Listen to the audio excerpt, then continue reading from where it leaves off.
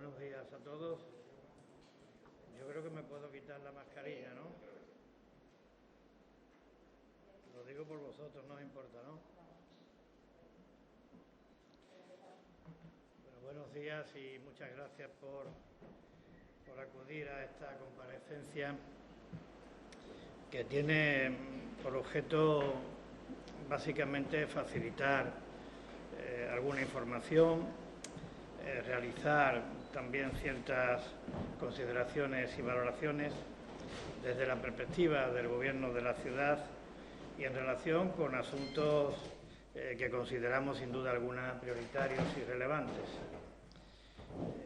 Estos asuntos que consideramos prioritarios y relevantes y que, como digo, van a centrar el objeto de la comparecencia son, en primer lugar, la situación y evolución de la pandemia que estamos sufriendo, el inicio del curso escolar, el problema de los marroquíes que han llegado o permanecen en nuestra ciudad de manera irregular, el estado de ejecución de las medidas implantadas para paliar las devastadoras consecuencias económicas y sociales del virus y, por último, el impacto del COVID en los presupuestos de la ciudad.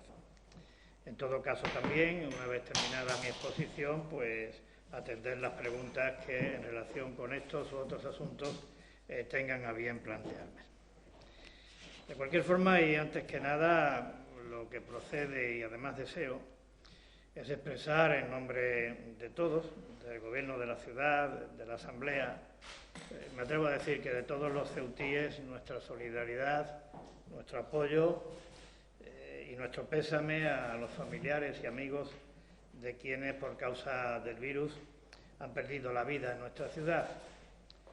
Ya son 9, la última víctima mortal el pasado sábado. Y al mismo tiempo también nuestro sincero deseo, nuestro manifiesto y ferviente deseo de una pronta recuperación a quienes están luchando contra la enfermedad, ya sea en el hospital o ya sea en sus propios domicilios.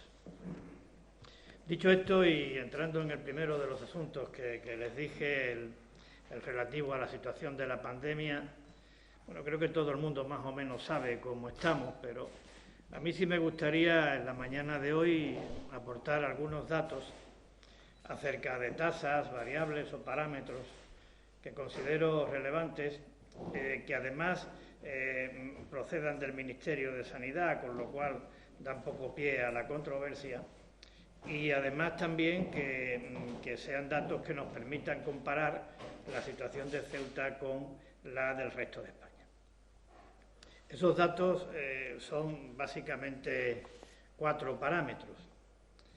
El primero de ellos hace referencia a los casos diagnosticados como positivos en los últimos 14 días por cada 100.000 habitantes.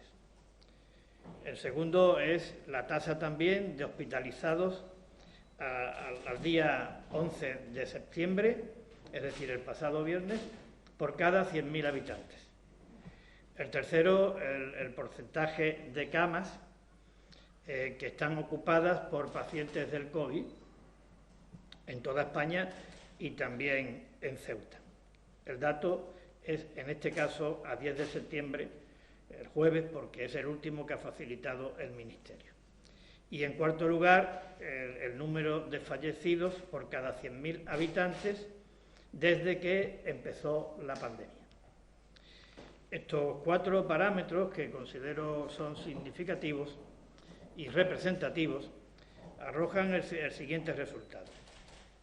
La tasa de casos diagnosticados por cada 100.000 habitantes en los últimos 14 días es en Ceuta un 39% menor que la media nacional.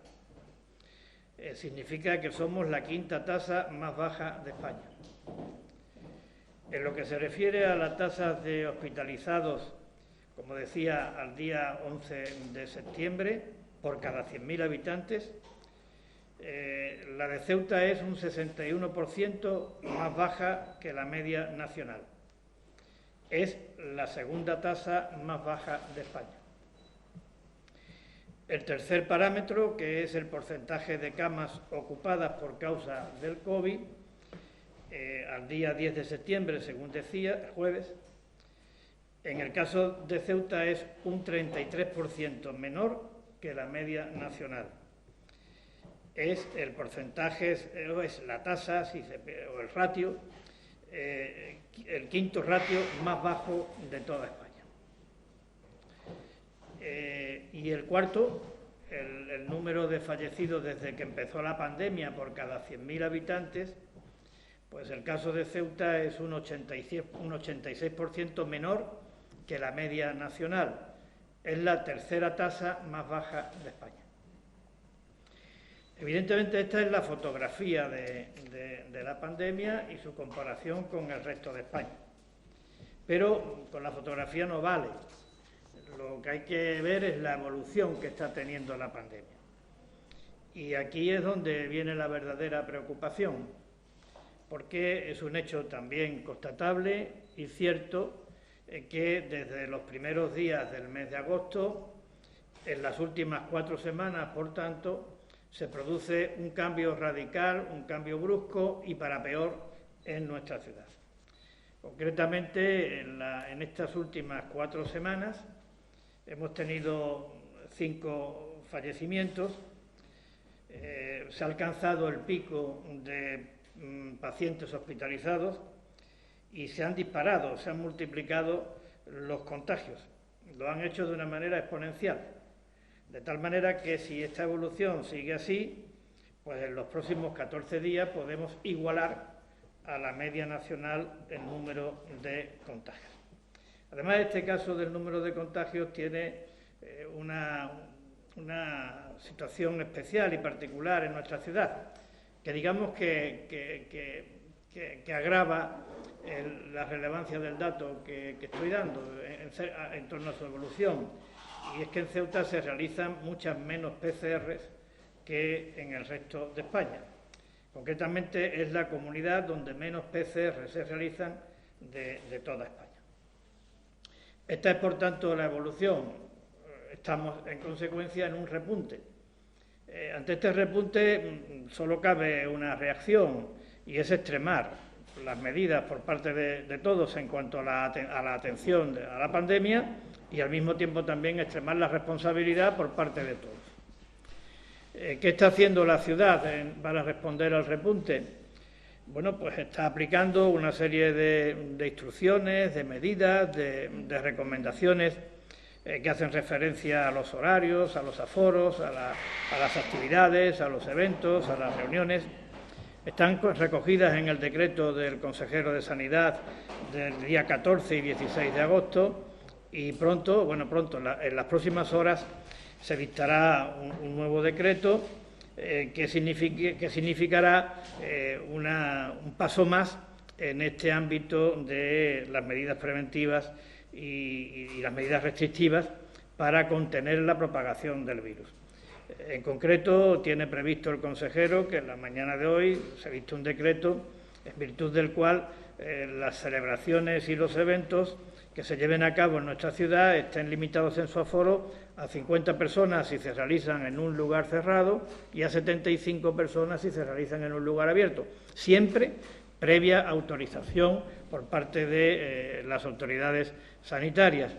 Y, en segundo lugar, también está previsto el cierre de los parques infantiles, el cierre del Parque Juan Carlos I en La Marina, el cierre de las pistas deportivas descubiertas y el cierre de las playas en horario nocturno. También, con fecha 4 de septiembre y por vía de emergencia, se dispuso la compra de material de protección para establecer una reserva estratégica durante esta segunda fase o durante este repunte de la pandemia. También se han intensificado las tareas de desinfección y de limpieza, tanto en lugares públicos como en determinados inmuebles o recintos. También se está en fase de disponer en esta semana de una unidad de rastreo dotada con 26 puestos y que se llevará a cabo, como digo, con la intención de triplicar la capacidad del seguimiento de las personas que se están rastreando. En estos momentos se está siguiendo por parte del personal del servicio en una actitud verdaderamente encomiable y ejemplar a 700 personas. Se va a triplicar esa capacidad y, como digo, me parece algo importante, como también es importante destacar la colaboración al respecto para que se pueda llevar a cabo del Ministerio de Defensa y de la Universidad de Granada.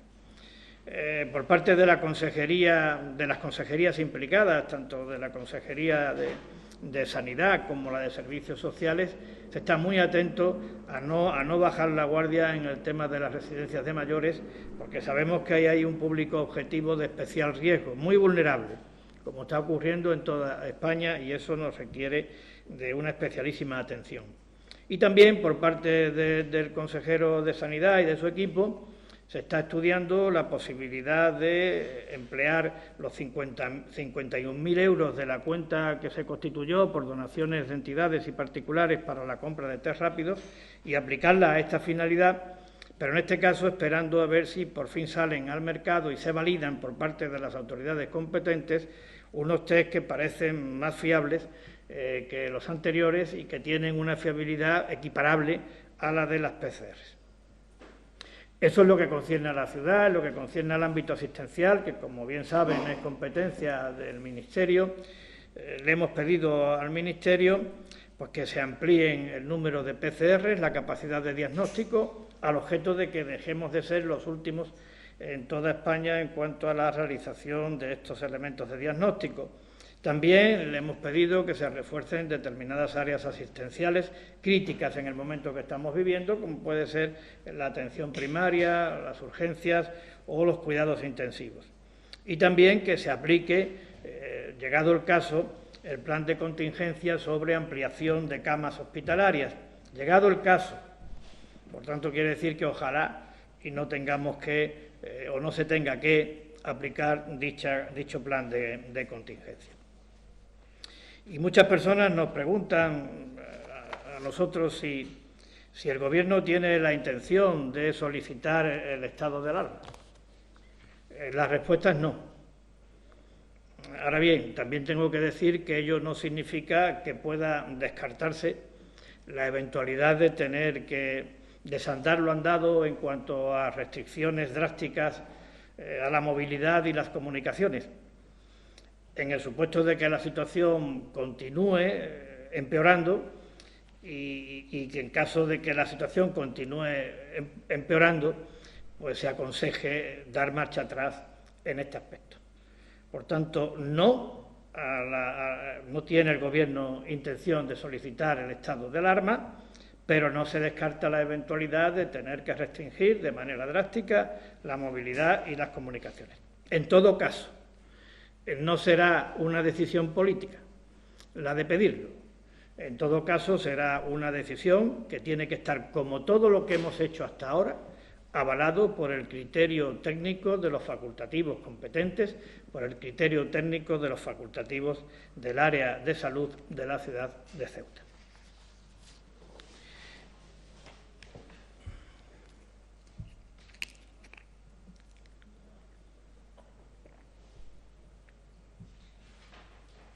En cuanto a la segunda cuestión que decía que les iba a hablar, que es el inicio del curso escolar, creo sinceramente, y con base en datos objetivos, que la ciudad ha cumplido con el compromiso que se adquirió con el Ministerio y que, por tanto, en los próximos días será entregado a los distintos centros el material higiénico y de protección que se solicitó y que se establecieron en los correspondientes protocolos.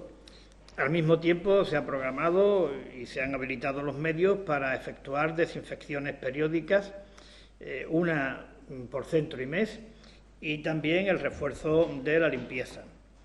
Como también saben, se ha dotado un servicio específico de asistencia sanitaria a través de Cruz Roja y con 54 profesionales, y que en un futuro serán sustituidos por el personal del plan de empleo que le corresponde a la ciudad, que se ha tomado la decisión de que esté destinado exclusiva e íntegramente a este cometido de procurar dotar a nuestros centros escolares de la debida seguridad sanitaria. Y también se han puesto a disposición del Ministerio 2.000 test de diagnóstico rápido, de los cuales creo que ya se han aplicado aproximadamente unos 1.500, 1.400, 1.500. Quiero decirles también que la ciudad tiene intención, el Gobierno tiene intención de incorporar al presupuesto del vigente ejercicio, mediante modificación del mismo, un crédito, una partida dotada con 1 millón de euros para avanzar en la implantación de la escuela digital en nuestra ciudad, siempre contando también con el asesoramiento técnico preciso y mediante convenio con el Ministerio de Educación. El tercer tema que vamos a tratar en esta comparecencia, el problema de los marroquíes que permanecen en nuestra ciudad o que han llegado a la misma de manera irregular.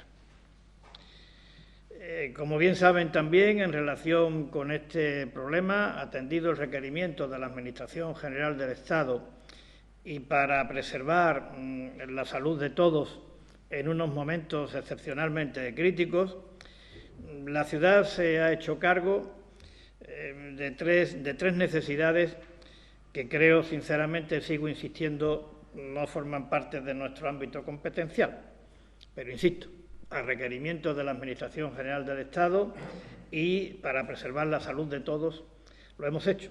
Estos tres ámbitos son, por una parte, el albergue y manutención de las personas, de los marroquíes que se quedaron en Ceuta tras el cierre de la frontera y de los que, después del cierre de la frontera, han llegado por vía marítima. En segundo lugar, el aislamiento preventivo por razones sanitarias de estos últimos, de los que han llegado por vía marítima tras el cierre de la frontera.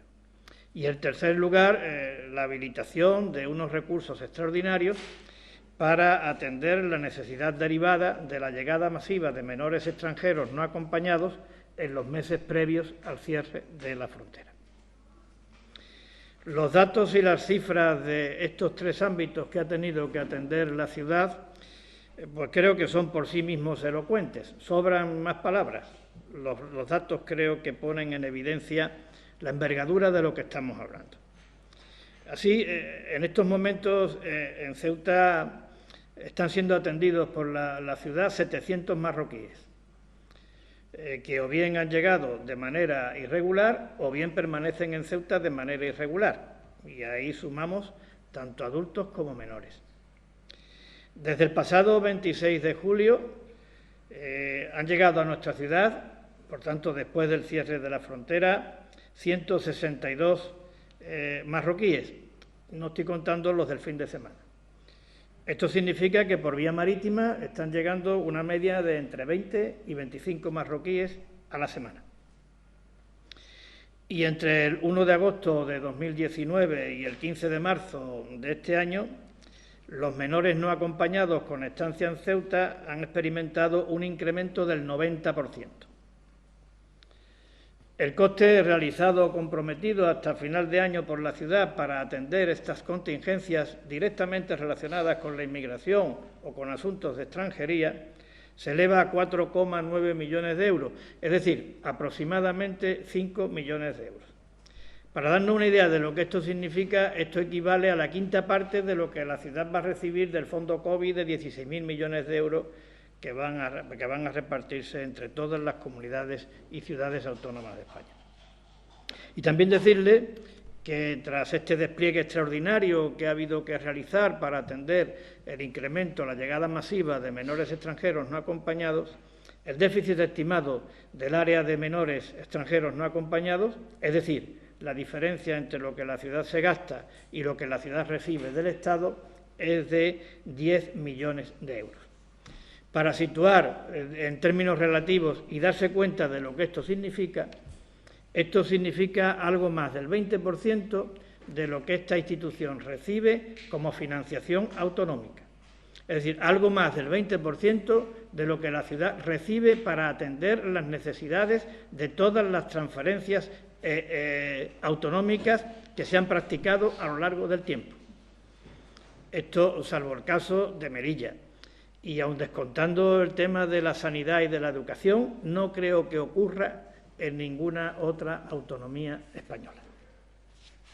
Es decir, estamos, por tanto, ante un problema de mucha envergadura, ante un problema presupuestario de muchísima profundidad, que lastra el presupuesto de la ciudad y que, si no se pone remedio, puede conducir al colapso y a la asfixia de nuestra Hacienda. En estos términos se lo hemos expresado al Gobierno de la Nación, porque, insisto, estamos hablando de un asunto de inmigración. Y le hemos pedido socorro, porque creo que es quien únicamente lo puede prestar. Y este socorro se le ha pedido a través de 3 actuaciones que hemos solicitado. La primera, que la Administración General del Estado, el Gobierno de la Nación, se haga cargo de los marroquíes que permanecen en nuestra ciudad de manera irregular. Bien porque han llegado de manera irregular, bien porque están aquí sin permiso de residencia. Y que esto lo hagan a través del centro de estancia temporal o a través de cualquier otra instalación que se considere adecuada, pero que lo asuma la Administración General del Estado y el Gobierno de la Nación. La segunda que le hemos pedido es que, en el marco del convenio que tenemos en materia de menores extranjeros no acompañados, se contemple la revisión del mismo para que, a su vez, se tenga en cuenta la situación actual que estamos viviendo. Estos 10 millones de euros de déficit que tiene que soportar la ciudad. Y, en tercer lugar, le hemos solicitado también que se compensen los 5 millones de euros que, bien comprometidos o bien realizados, o comprometidos hasta final de año, la ciudad se va a gastar para atender estas contingencias, como digo, extraordinarias, derivadas de la inmigración irregular o de asuntos de extranjería. Debo decirles que hasta ahora ninguna de las 3 peticiones han tenido una respuesta satisfactoria. Esperemos que la tengan en un futuro, porque creo que en un futuro inmediato, porque creo que los argumentos que está esgrimiendo la ciudad son de mucha consistencia. Pero en cualquier caso también es verdad, y esto me gustaría subrayarlo, que no es solo un problema presupuestario para esta Administración, que lo es, y acuciante. Creo que es algo más. Creo que esto deriva en un problema social, deriva en muchos aspectos en un problema económico, deriva en un problema de tranquilidad para los ciudadanos, deriva en un problema de seguridad ciudadana y deriva también en la consideración, la concepción del tipo de ciudad que queremos, del tipo de ciudad que los ceutíes se merecen. Y creo que no estoy alarmando ni estoy exagerando. Es un asunto de muchísimo calado, de muchísima trascendencia. Es un asunto de verdadera supervivencia. Y lo digo, insisto, no estoy exagerando. Si están entrando a razón de 20 o 25 personas marroquíes en Ceuta de manera irregular a la semana y está la frontera cerrada, si seguimos a este ritmo, 25 a la semana, pues haciendo la cuenta, se pueden convertir en 1.200 o 1.500 al año.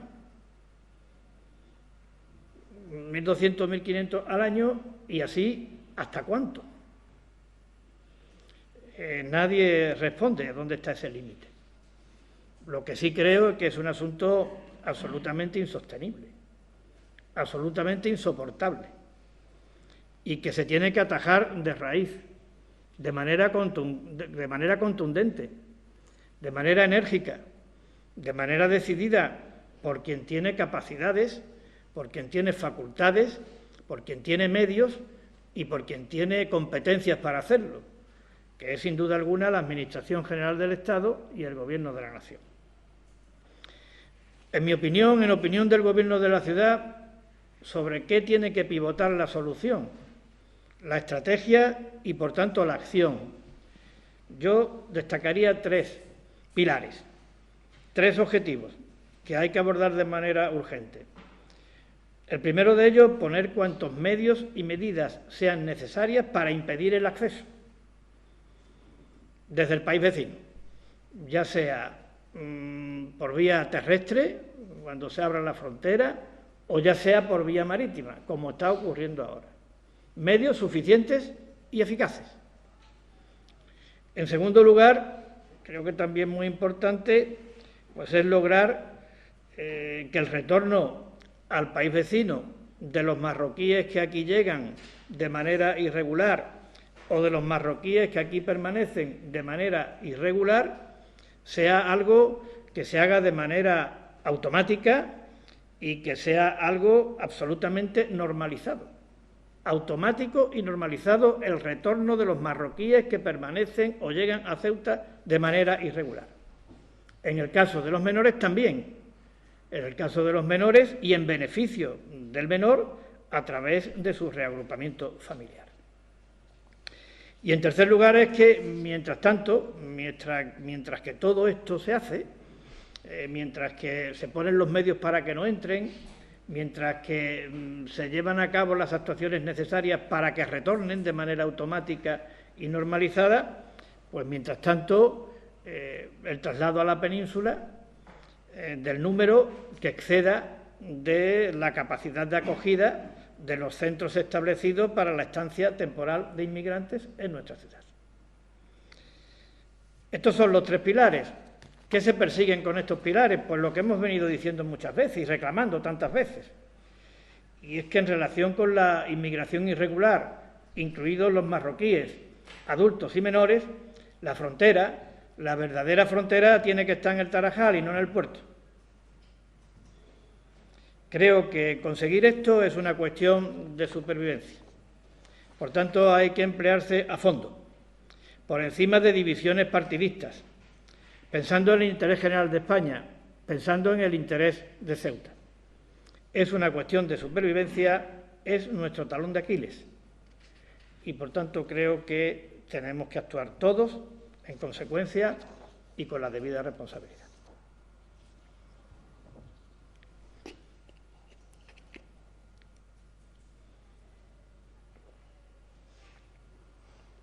En cuanto al estado de ejecución de las medidas llevadas a cabo para paliar los desastres, para paliar las devastadoras consecuencias económicas y sociales de la crisis sanitaria, aportaré algunos datos.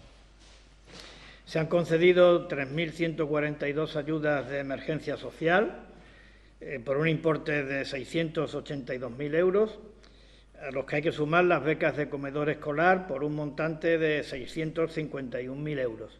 En total, 1,3 millones de euros. En el ámbito del plan Ceuta Resiste se han concedido 2.047 ayudas por un montante de 8.712.000 euros. El número de trabajadores afectados por estas ayudas es de 3.397. Al amparo del plan PYME de obras en barriadas se han comprometido 127 actuaciones por un montante de 6,4 millones de euros y se ha cumplido en su totalidad el plan de pago a proveedores por un importe de 23 millones de euros.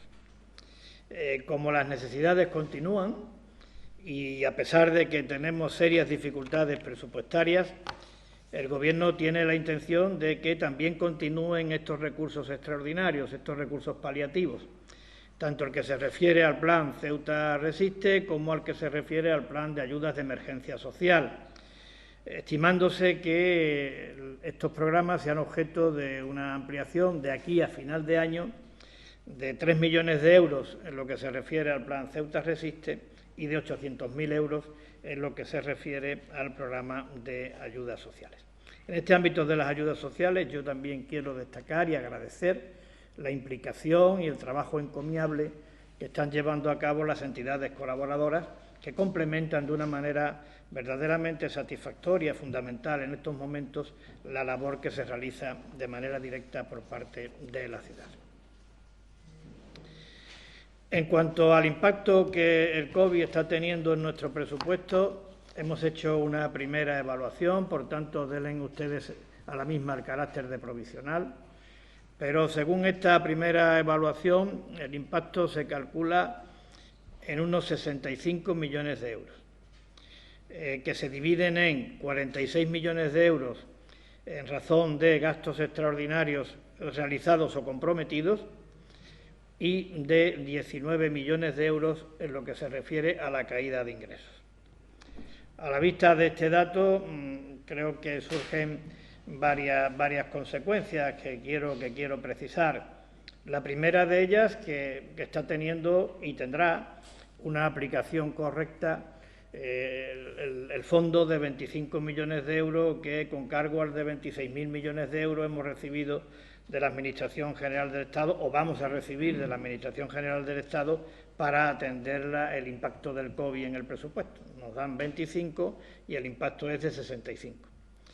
En segundo lugar, también quiero poner de manifiesto que se está realizando en un momento extraordinariamente difícil para todos un extraordinario esfuerzo. Un extraordinario esfuerzo que está permitiendo neutralizar en nuestros presupuestos el impacto del COVID, según acabo de comentar, pero que también está permitiendo atender de manera ordinaria las obligaciones que esta Administración tiene, todas: el cumplimiento con los trabajadores de la casa, el cumplimiento con los proveedores, todas las obligaciones, y además está atendiendo el normal funcionamiento de los servicios. Y que esto es posible. He citado la aportación extraordinaria de los 25 millones de euros, pero también es posible porque nos anticipamos y llevamos a cabo una importante operación de refinanciación de deuda sin incremento de la misma, porque también se llevó a cabo, creo que en el momento adecuado, una operación de financiación de tesorería, porque también se llevó a cabo la reprogramación del FEDER y porque también se están llevando a cabo permanentes ajustes en el presupuesto de gasto para reducir aquello que sea posible reducir sin tocar nada de lo que se considere esencial. En este contexto es inevitable volver a hablar de los 7,2 millones de euros, porque son necesarios, porque son vitales para cumplir con los objetivos que acabo de comentar. Quiero decirles que por parte del Ministerio de Hacienda se nos dijo que en julio se aprobaría por el Consejo de Ministros el decreto que permitiera el reconocimiento y pago de estos 7,2 millones de euros a Ceuta. Recuerdo, costes de producción de agua y atención del singular hecho fronterizo, esta vez convertido en atención de la singular problemática que en materia de inmigración, acabo de comentar, Ceuta está sufriendo. Nos dijeron que iba a ir en julio. Nos han dicho que no ha sido posible, pero también nos dice que irá próximamente. Esperemos que se cumpla ese compromiso y cuanto antes, por el bien del equilibrio presupuestario y por el bien de todos. Y esto era de los temas que quería hablar, pero también quiero transmitir algunos breves mensajes, concretamente 3, antes de terminar. El primero de ellos es para hacer una apelación a la responsabilidad.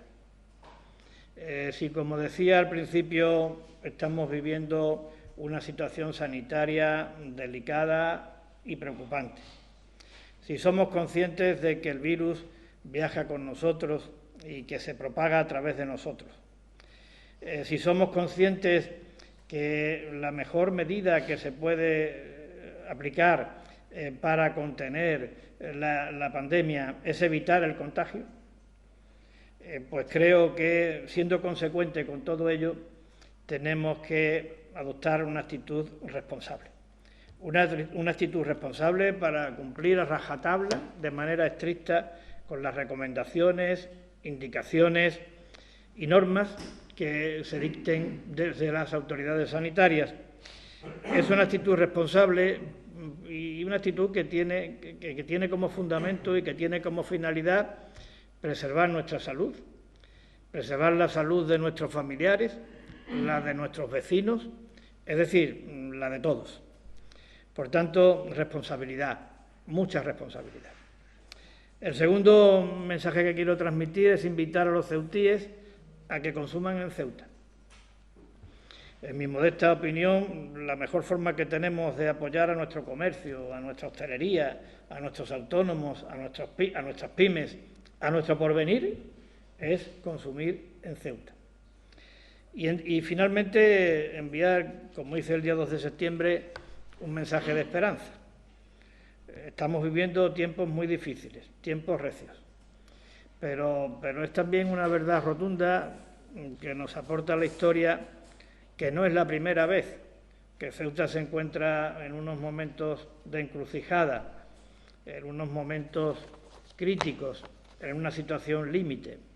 Y esa misma historia nos dice que Ceuta siempre ha sabido salir adelante, siempre ha sabido reinventarse, siempre ha sabido encontrar nuevos horizontes.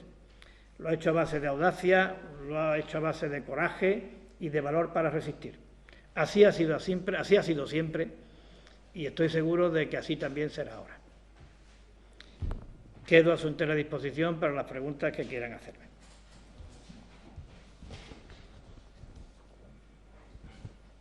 Yo no sé, un dato, si podría repetirme el dato de menores. Hablo de una evolución de un 90%, sí. ¿Entre qué periodo? Pues yo, entre el periodo de 1 de agosto de 2019 y marzo de 2020.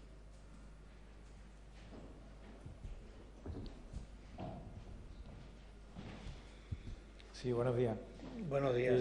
Ha comentado usted, presidente, que en el decreto que entra en vigor hoy, si no he entendido mal, va también el cierre de las playas, que se prohíbe el cierre nocturno. Pero mi pregunta es, ¿eso no se había adoptado ya? Es decir, eso ya hace varios meses se había dicho, creo que fue Javier Guerrero, que los ceutíes no acudirían a las playas de noche, que eso estaba prohibido. Mi pregunta es que no se ha llevado a cabo o que me estoy equivocando? Yo le pregunté al consejero, que está aquí presente, que iba a ir en el decreto y me dijo que iba a ir el cierre nocturno de las playas. Si hay alguna duda al respecto, yo no se la puedo aclarar. Yo vivo enfrente de una playa y yo veo entrar a gente en la playa de noche. Puede ser porque esté permitido, puede ser porque no se esté cumpliendo con la norma que se dictó. Digamos que significa una confirmación de esa norma en el caso de que ya no estuviera dictada. Otra cosa, presidente, con respecto a las comuniones, según nos dice, Vicaría tenía decidido ya desde antes del verano que serían en septiembre o en octubre. Una vez que llega Vicaría y se reúne con la ciudad, creo que fue con el señor Guerrero, y le dice que en septiembre o en octubre, ¿no hubiese sido conveniente decirle que no es el mejor momento? Es un asunto que se ha tratado con la Vicaría, como bien dice, y creo que se está haciendo en Ceuta lo mismo que se está haciendo en el resto de España. Me parece que es una medida que distribuye las comuniones a lo largo de todo el primer trimestre escolar y creo que está adaptada a esos requisitos y exigencias de evitar unos aforos superiores a los permitidos, tanto en las iglesias, que es fundamental, como después, que esto es la otra parte que yo creo que es tanto más peligrosa o mucho más peligrosa que en la iglesia, porque si en la iglesia se respetan los aforos en lugar cerrado y no entran más de las 50 personas que hemos dicho, lo importante es que eso también luego se traslade a la celebración. Lo importante, creo, es que cuando llegue la celebración, si es en lugar cerrado, no pueda haber más de 50 personas y si es en lugar abierto, no pueda haber más de 75 personas. Que eso se cumpla de manera estricta y además que se solicite previamente autorización a la Consejería de Sanidad. Esto también es una apelación, es decir, no podemos tener un policía detrás de cada comunión, es imposible. Como no podemos tener un policía detrás de cada ciudadano, lo importante es que cada uno asuma que vivimos en una situación de pandemia como nunca hemos conocido. Y creo que también en una situación de pandemia que no termina de definir hasta dónde puede llegarse. Las calificaciones son dispersas, pero lo cierto es que en Ceuta hemos tenido más fallecidos en este repunte que lo que tuvimos en la llegada de la pandemia. Lo cierto es que hemos alcanzado el pico de personas hospitalizadas. Lo cierto es que se multiplican de manera exponencial el número de contagios. Y lo cierto es que está en nosotros evitar eso. Y está en nosotros evitar eso, evitando el contagio. Buenos días, presidente. Buenos días. ¿Podría confirmar si todos esos casos que se están produciendo en esa segunda oleada se deben sobre todo a la apertura del puerto? Es decir, y si a lo mejor la ciudad se plantea la posibilidad de exigir algún tipo de cuarentena, de estar en casa, aislamiento para las personas que llegan. Las medidas que se vayan a aplicar, lo he dicho antes, estarán avaladas por el informe sanitario previo. Pero a mí lo que me dicen es que ahora mismo me parece que hay 31 brotes en Ceuta y lo que nos dicen es que la causa del contagio fundamental, casi la mitad, es el entorno familiar.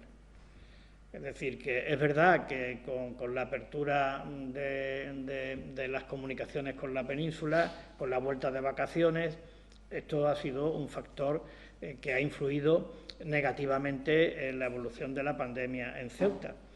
Pero también es verdad que es en el entorno familiar donde se produce mayormente el contagio.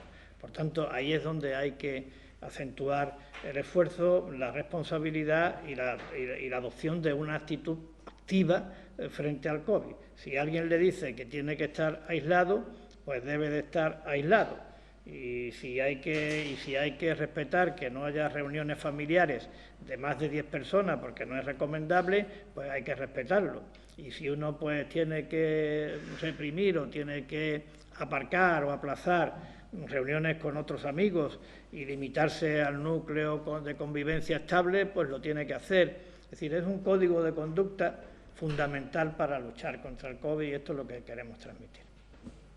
Sí, buenos días, presidente. A mí me gustaría plantearle dos cuestiones. En primer lugar, respecto a la ampliación del plan Ceuta Resiste, saber si va a ser con carácter retroactivo, porque si no me equivoco finalizó con el estado de alarma el pasado mes de junio, es decir, si va a ser desde julio hasta final de año.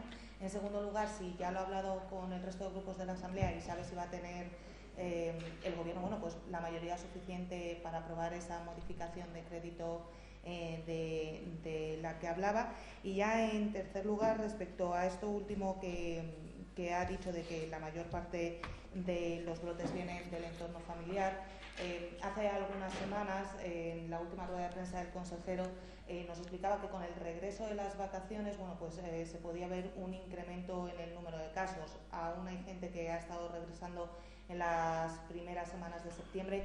No sé si les preocupa que este pico de casos que hemos alcanzado en estas dos primeras semanas de septiembre siga creciendo por lo menos hasta finalizar el mes o bien entrado el mes de octubre. Gracias. Muy bien.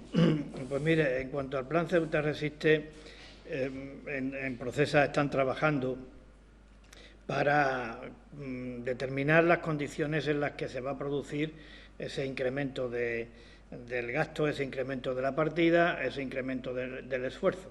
Y lo harán en función de la experiencia vivida durante la ejecución de la partida de los 10 millones de euros que ahora se completan y se incrementan y se elevan hasta 13. Quiero decirle que este es un mecanismo que está puesto a disposición de los autónomos y de las pequeñas y medianas empresas de Ceuta y que, por tanto, en la concreción de la aplicación concreta que vaya a tener este esfuerzo, habrá que contar mucho también con la opinión de los autónomos y de las pymes, con la opinión de la Confederación de Empresarios, con la opinión de la Cámara de Comercio y procuraremos, de acuerdo con la ley siempre, hacer un traje a medida de las necesidades de Ceuta. Y ahí yo creo que se podrá hablar sobre ese tipo de cuestiones. Yo creo que esto no lo podemos demorar mucho y que a lo largo del mes de septiembre esto tiene que estar terminado, porque no podemos olvidar tampoco que hay muchos autónomos de Ceuta, que hay muchas pymes de Ceuta que están con el agua al cuello y que están sufriendo una situación de verdadera ansiedad y de verdadera angustia, y nuestra obligación es atender esa situación hasta el límite de nuestras posibilidades. Yo espero que el primer plan Ceuta Resiste se aprobó por unanimidad. Yo espero que también la ampliación se acuerde por unanimidad. Es una cuestión de responsabilidad. Yo entiendo que aquí tenemos muchos motivos para disentir políticamente unos de otros, pero yo creo que a la hora de decidir apoyar a la pequeña y mediana empresa de Ceuta, al autónomo de Ceuta, creo que ahí no debe de haber colores políticos. Es una cuestión fundamental y esencial y, por tanto, espero que esto sea aprobado por todos. Transmitiríamos un mensaje negativo a la sociedad si no fuera así. Y en cuanto a que el temor de que esto pueda repuntar, claro que sí, claro que existe el temor. Ya lo he dicho antes, estamos yo creo que a un ritmo de crecimiento superior a la media nacional. El ritmo, me refiero en comparación a lo que ocurría en los meses y semanas posteriores al confinamiento. Le he dado el dato del número de contagios en los últimos 14 días en Ceuta y en el resto de España. Todavía estamos por debajo, pero evidentemente si este ritmo continúa, pues no es nada deseable y no hay ningún hecho objetivo científico que en estos momentos sea capaz de hacer una proyección o una previsión de lo que va a ocurrir en los próximos días. Lo que sí le garantizo es que el seguimiento es diario, lo que sí le garantizo es que el personal está volcado a la hora de cumplir con el rastreo de las personas que están sometidas a seguimiento. Lo que le garantizo es que yo creo que vamos a tener mucha más capacidad de ese rastreo con la unidad específica que se va a crear al respecto, con 26 puestos de rastreo, que significa triplicar la actual capacidad. Y también lo que hemos pedido es que se hagan más pruebas de diagnóstico, más PCRs, porque esto creo que nos da una visión más fiable de cómo está evolucionando la pandemia en nuestra ciudad. Presidente, una pregunta del Faro de Ceuta. Se han producido en el antiguo hospital de la Cruz Roja fugas positivos en los últimos días. ¿Se plantea el Gobierno cerrar esas instalaciones? Bueno, el Gobierno, como ya le digo, adoptó la decisión de habilitar ese recurso porque así lo requirió la Administración General del Estado y pensando en preservar la salud de todos. De todos, y al decir de todos, evidentemente estoy hablando de todos los ceutíes. Fue un recurso extraordinario y nosotros hemos planteado por activa y por pasiva el cierre del mismo, es decir, el cierre del mismo, pero no sin solución de continuidad, el cierre del mismo de la manera que creemos que se debe cerrar, es haciéndose cargo la Administración General del Estado de ese aislamiento preventivo de los marroquíes, de los inmigrantes. Creemos que se puede hacer, pero esta es nuestra opinión, a través del Centro de Estancia Temporal, a través del CETI, porque creemos que hay espacio, y si no se hace a través del CETI, que se haga a través de otra instalación que la Administración General del Estado, que es la competente, considere adecuada. Esta es la primera cuestión y la primera prioridad, y en la que vamos a insistir. Al margen de eso, si se siguen produciendo este tipo de situaciones que nadie puede tampoco descartar, pues también estudiaremos la posibilidad de su traslado a otro lugar más adecuado. Yo quería preguntarle, hablaba que la llegada de migrantes está generando un problema social, de seguridad ciudadana. ¿Tiene usted los datos que puedan confirmar estas afirmaciones? Sí, los datos son, pues mire, ayer, sin ir más lejos, creo que alguien se presentó en las instalaciones de la policía local con un cuchillo, amenazando a la policía local, con intentos de autolesionarse. No sabíamos exactamente cuál era la intención, generó una enorme inquietud en la policía local y en toda la ciudadanía. Su compañera acaba de hacerme una pregunta de alteraciones del orden en el recurso extraordinario habilitado por Cruz Roja. Hace poco también tuvimos que vivir el desagradable suceso de una alteración del orden con amputación de un dedo en las murallas reales. Con anterioridad las actividades en el puerto estaban seriamente perjudicadas como consecuencia de la concentración de inmigrantes, adultos y menores marroquíes. Creo que, al margen de los datos estadísticos, la percepción de la ciudadanía, de la generalidad de los ciudadanos de Ceuta, es que esto es un problema serio y un problema de seguridad y un problema de tranquilidad ciudadana y un problema, como les decía, de dónde está el límite. Vuelvo a insistir, son marroquíes, están en Ceuta de manera irregular, han llegado a Ceuta de manera irregular, están llegando a razón de entre 20 y 25 a la semana. Haga usted el cálculo de en cuánto puede ser en un año. Si esta ciudad, con los kilómetros que tiene, con las capacidades que tiene, con nuestro presupuesto, es capaz de poder sostener eso. Creo que no.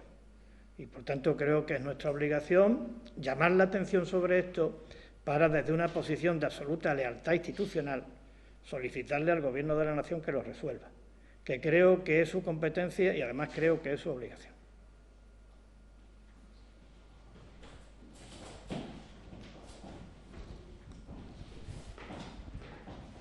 En relación con el asunto presupuestario, creo que contando el fondo COVID nos queda un agujero este año de unos 40 millones, ¿no?, entre gastos y...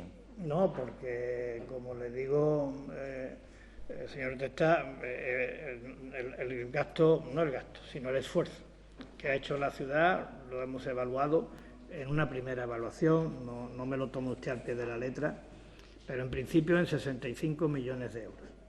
Ahí hay dos capítulos. Uno son los mayores gastos realizados, gastos siempre extraordinarios, realizados o comprometidos hasta final de año, que es de 46 millones de euros aproximadamente, y el segundo capítulo es la caída de ingresos, que es de 19.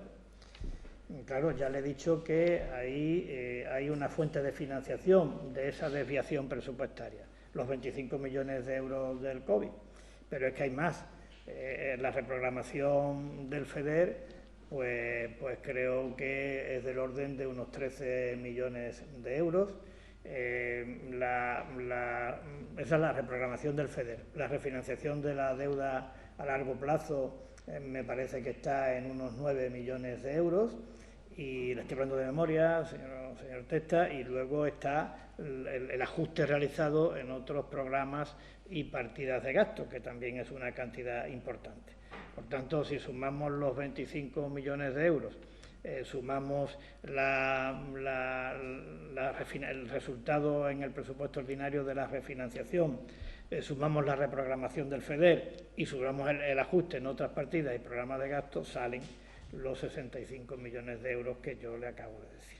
Es decir, que todavía nosotros no contemplamos un déficit en el presupuesto de 2020, teniendo en cuenta que este esfuerzo extraordinario está financiado a través de las distintas fuentes que yo le he comentado. Todo esto se traducirá en el expediente de modificación de créditos que estamos preparando, y ahí es donde esto se concretará, como digo. ¿Y para el año que viene qué escenario de contracción del presupuesto? Complicado. Es decir, el año que viene va a ser un presupuesto difícil, sobre todo porque hay una serie de incógnitas que no están despejadas y que lo condicionan. Es decir, no sabemos cómo va a evolucionar la pandemia y las consecuencias de la pandemia. Es decir, las consecuencias de la pandemia desde el punto de vista económico, desde el punto de vista social, el esfuerzo sanitario que haya que seguir realizando. No sabemos qué va a pasar con eso. Tampoco sabemos cómo van a venir los presupuestos del Estado, que me parece que es una incógnita importante. Habrá que hacer una previsión prudente en cuanto a ese instrumento tan decisivo para todas las administraciones territoriales y en particular tan decisivo para Ceuta. Y si es verdad que tenemos una fuente de financiación adicional que va aparejada a esa refinanciación de la deuda a largo plazo a la que me refería, que este año creo que ha sido de 9 millones de euros el ahorro, el año que viene será de 17 millones de euros, menos mal. Pero también, si usted me pregunta, ¿en cuánto se van a caer los ingresos? Pues es como si yo ahora mismo preguntara, aun cuando es verdad que tendremos que hacer una estimación, habrá que hacerla obligatoriamente.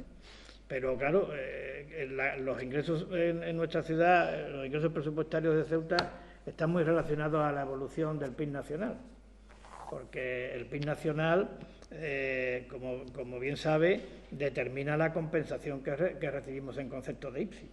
Esa es una gran partida desde el punto de vista del peso que tiene en el conjunto del presupuesto. Yo todavía no he oído que haya un grado de consenso amplio para determinar cómo va a evolucionar el PIB de España, del conjunto de España en 2021. Más o menos todo el mundo está casi de acuerdo, digamos, todas las voces autorizadas desde el punto de vista técnico en cómo va a evolucionar en 2020, pero en el 21 creo que todavía nadie se atreve. Entonces, bueno, vamos a esperar un poco todo eso y desde una posición de prudencia y conservadora, pues haremos el planteamiento de un presupuesto que va a ser muy difícil. De la aplicación Radar COVID y su llegada a Ceuta, ¿se sabe algo? Pues yo creo que se debe de aplicar y y estamos trabajando en que se pueda implantar cuanto antes. Y con respecto a los 3 pilares estos de supervivencia de la inmigración, aparte de pedir, no sé si cabe alguna iniciativa política en las Cortes Generales, tiene que haberla. Nosotros hemos recurrido hasta ahora a la comunicación directa, leal y sincera con el Gobierno de la Nación. Es lo que estamos haciendo porque es lo que nos ha caracterizado siempre. Con independencia de eso, no hay que descartar cualquier otro tipo de acciones, como digo, desde el punto de vista constructivo y considerando que cuando hablamos de esto estamos hablando de nuestro talón de Aquiles, como he dicho antes, estamos hablando de la supervivencia de Ceuta. ¿Qué acciones, por ejemplo, si le ocurre? Bueno, no quiero aventurar ninguna. Quiero confiar en que por parte del Gobierno de la Nación haya una respuesta acorde con la entidad del problema, y en eso quiero confiar a día de hoy. Si esto sigue empeorando y si no se dan respuestas, pues habrá que pensar en otro tipo de iniciativas políticas, sin apartarnos, como digo, de la consideración de que es un asunto prioritario, quizás el más prioritario que tengamos ahora mismo encima de la mesa, junto con el futuro económico de nuestra ciudad, y, por tanto, pues llevar a cabo las iniciativas políticas que sean consecuentes con la entidad que tiene el problema.